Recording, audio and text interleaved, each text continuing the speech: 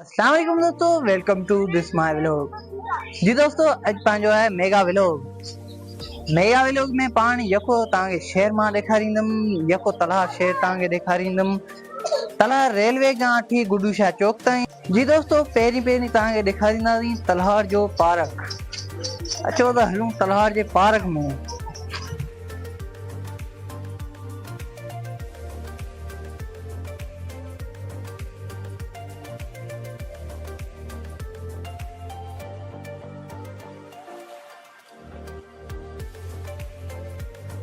तमाम खूबसूरत पार्क आहे तलहार जो। हाणे पाण जो ॿी मंज़िल आहे, ॿी मंज़िल ते हलूं था। जी दोस्तों, तलहार जा स्कूल भी तव्हांखे ॾेखारींदासीं। तलहार जा स्कूल तव्हांखे ॾेखारियूं।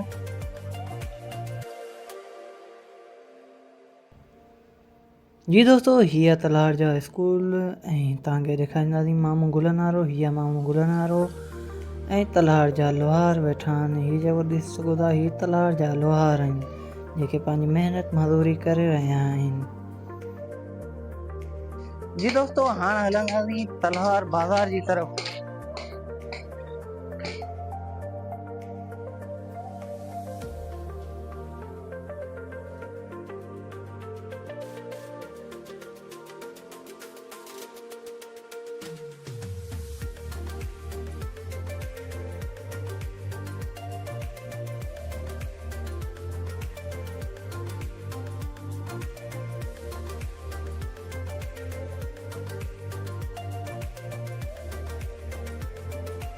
दोस्तों, इहा आहे तलहार जी बाज़ार ऐं हाणे तव्हांखे फूड स्ट्रीट ॾेखारींदासीं।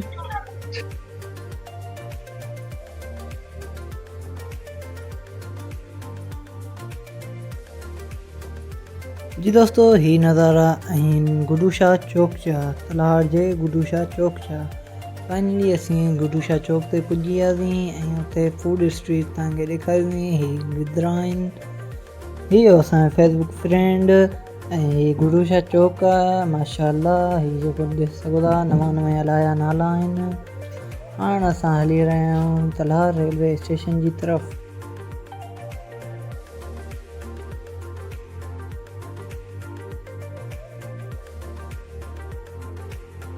जी दोस्तों, इहो हो गुडूशा चौक। हाणे पंहिंजी मंज़िल आहे तलहार रेलवे स्टेशन। दोस्तों, ही वार्ड नंबर 5 ऐं काठिया कारखाना आहिनि ऐं हिते बाज़ार बि लॻी पई आहे। हीअ ॾिसी सघो था, हीअ दुकान आहिनि ऐं हिते डॉक्टर रसूल बख्शी जी हॉस्पिटल बि आहे। 5 वार्ड जा तमामु बहितरीनु ख़ूबसूरत नज़ारा हुआ।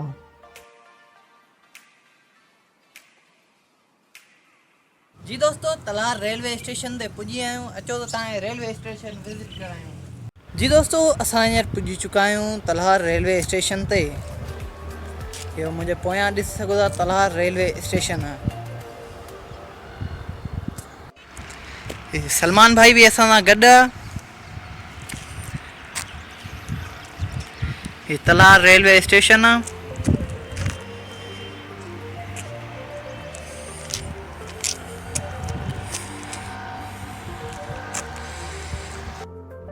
जी दोस्तों, हाणे पाण हली रहिया आहियूं दरगाह रोशन शाह ते हाज़िरी भरणु। फाइनली पुॼी वियासीं दरगाह रोशन शाह ते। हीअ दरगाह रोशन शाह जो ग्राउंड आहे जिते क्रिकेट मैच खेॾंदा आहिनि छोकिरा। वॾा टूर्नामेंट लॻंदा आहिनि। हाणे पाण हलंदासीं दरगाह जे अंदरि हाज़िरी भरणु।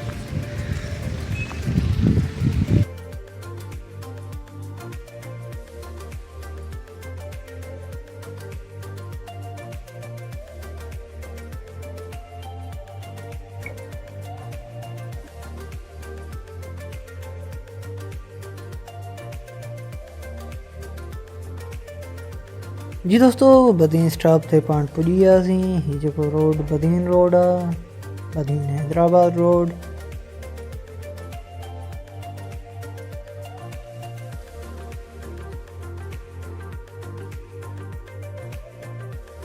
जी दोस्तों, बदीन स्टॉप ते पुॼी विया आहियूं। हाणे तव्हांखे ॾेखारींदासीं बदीन स्टॉप।